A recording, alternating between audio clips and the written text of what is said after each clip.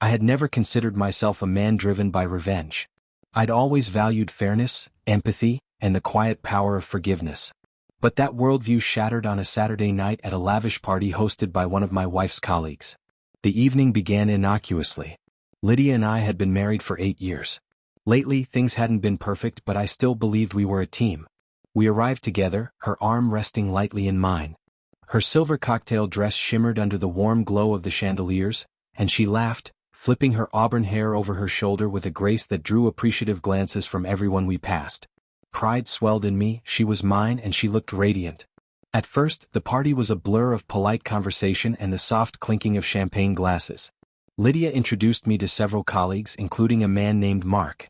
Tall, broad-shouldered, his smug grin carried the air of a man accustomed to admiration. She had mentioned him in passing. A new addition to her team, sharp, ambitious, and annoyingly magnetic. At first, he seemed polite enough, though I couldn't help but notice his gaze lingering a fraction too long on her neckline.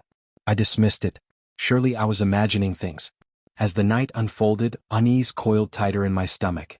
Lydia and Mark seemed to gravitate toward one another. Their laughter floated above the crowd, light and intimate as if the rest of us didn't exist. I sipped my drink, forcing smiles into conversations I scarcely followed, while my eyes continually drifted back to her. She seemed flattered by his attention. Her cheeks flushed, not the rosy glow of champagne but something more knowing, more intimate. I told myself to stay calm. Lydia loved me. We shared a history, a life together. No charming man could break that. Then I saw it. I was returning from the bar, drink in hand, when I caught sight of them near the balcony. Lydia turned slightly away from me, laughed softly. Mark's hand rested on the small of her back, too low, too intimate. And then, as if time slowed, his hand slipped beneath the hem of her dress. My blood froze. She didn't recoil, didn't push him away. Instead, she tilted her head, biting her lip in a way that sent a knife twisting through my chest. My drink nearly slipped from my hand. For a heartbeat, I questioned reality. Was I seeing this? Misunderstanding? But no. Her gaze, that sly smirk, they left no doubt. Rage flared, wild and consuming, my hands trembling with the urge to confront, to strike, to shatter. But I didn't.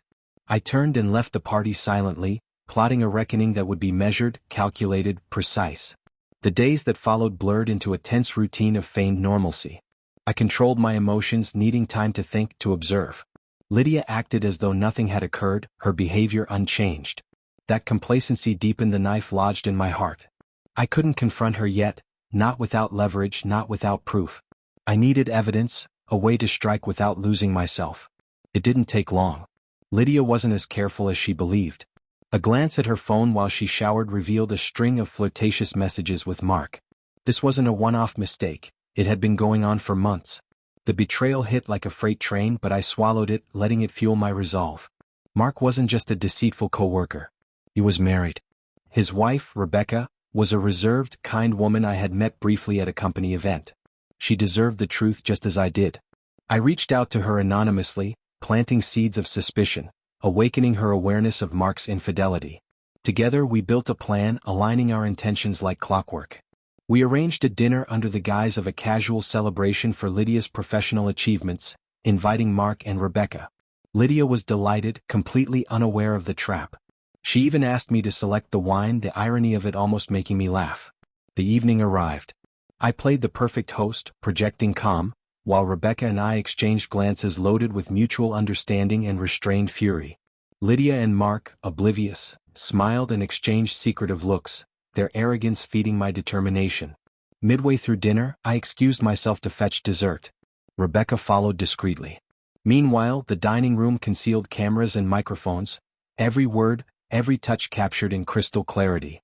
The surveillance was my silent weapon, suggested by Rebecca and installed by my own hands, steady despite the storm of anger beneath my skin. Returning to the table, I raised my glass in a toast, extolling the virtues of honesty and transparency. Lydia's smile faltered for the briefest moment before she regained composure. Dessert arrived, but no one ate much. The tension was thick, almost tangible. Finally, I leaned back, voice calm but firm. "There's something I need to show you." Lydia's gaze shifted toward me, unease flickering across her features. I pressed a button on the remote, and the television flickered to life, displaying a paused video. Her face drained. She recognized the scene immediately, The party, the balcony, the unmistakable indiscretion frozen in time. What is this?" she whispered. "Evidence," I said simply. I pressed play. Every damning detail unfolded in front of her. Rebecca's eyes locked on Mark, who paled, his confident facade crumbling.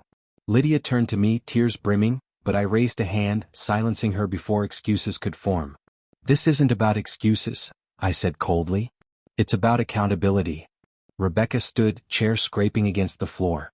"Mark," she said, her voice trembling with controlled fury, "you will be hearing from my lawyer. Don't even think about coming home tonight." He opened his mouth, but she cut him off with a glare sharp enough to freeze steel. He slumped, defeated. Lydia sobbed, pleading for forgiveness, insisting it meant nothing, that it was a mistake. Her words were empty. I stood, voice unwavering. "This isn't just about you and me. It's about respect. For our marriage, for yourself. You threw it all away for a fleeting thrill." I looked down at her one last time. "I'll be filing for divorce tomorrow. The papers are ready. You will leave with nothing beyond what you brought into this marriage." Her cries grew louder, but I felt nothing. The love I once held had been replaced by a wall of icy detachment. The aftermath was swift. Rebecca followed through, filing for divorce and exposing Mark's behavior to their social and professional networks. His career ended in disgrace. Lydia tried to contact me, pleading for another chance, but I blocked every line of communication. I focused on rebuilding my life. New city, new job, and a freedom I had never known. Pain lingered, but it was tempered by liberation. The past could not be undone, but the scales had been balanced.